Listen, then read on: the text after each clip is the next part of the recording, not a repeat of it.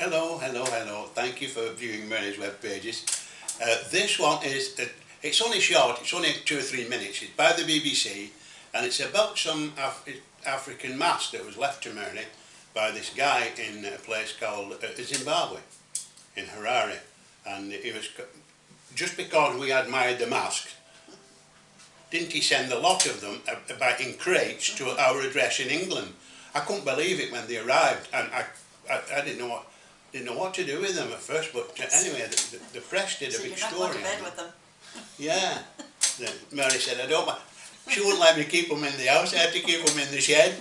Anyway, that's by the way. This one is for a special friend of ours well, he's near Ellesmere Port now, but he comes from the Midlands.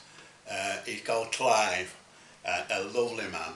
And Clive is, well, what can I say?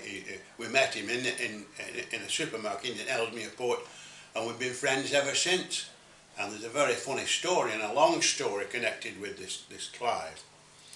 Very briefly, if ever you've seen on the First World War films where that guy, there's a man coming along the trench like this in 1917 or 16, and he's got this body on his shoulder.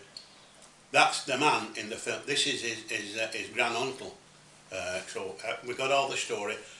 Clive donated the medals to our veterans group, so we have them on a beautiful show. So that's it, Clive. Thank you very much. We hope you're well. And if you want any mask, give us a shout. Mary's webpage is www.marymalone.com, or email Mary or me. Oh, you little minx, go on then. Email. Another one? Well, let me finish. Oh, sorry. Or email Mary at mvickers44@hotmail.co.uk. And don't forget, subscribe and smack that bell, Mary. Oh, there's loads of videos coming up. Okay, bye-bye. Bye-bye. Ah, thank you, Alan. When a stranger leaves you something in their will, you usually expect a nice ornament, an old sideboard or something like that.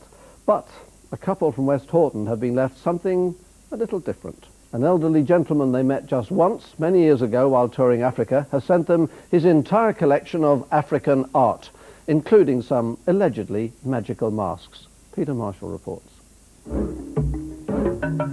Produced perhaps by long-dead craftsmen, gathered by an amateur explorer, and finally dumped on a West Horton doorstep. As wills go, this was a cracker.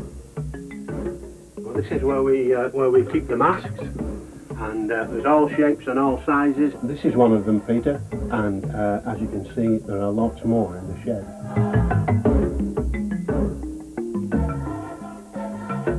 Malcolm Vickers first saw this collection in Zimbabwe in the 80s. He politely told the owner how nice they were. The owner has just died, and he's left Malcolm the lot. A generous act, but 40 crates of African art take up a lot of space. What we was going to do with them when we first opened the boxes, Peter, was let my Auntie Doris sell them on the boot sale for £5 or £10 each, get what she can for them. But they could be valuable if, as the story goes, they date from the end of the 19th century. Experts, however, say they're an acquired taste. Even African masks that are made for sale to non-Africans, they still have a presence, and it's the sort of material which you don't really want to hang on your sitting room wall. It was a lovely thing to get in one way, but I'm just glad that I didn't say that I liked the monkey when I went to his house. Or I might have got that as well. As a piece of African history, there's no doubt they're simply amazing, but imbued with special unearthly powers, stuff and nonsense. Well, stuff and nonsense is what some people might say, not me. I believe every word. I'll see you later. I'm with you, Peter.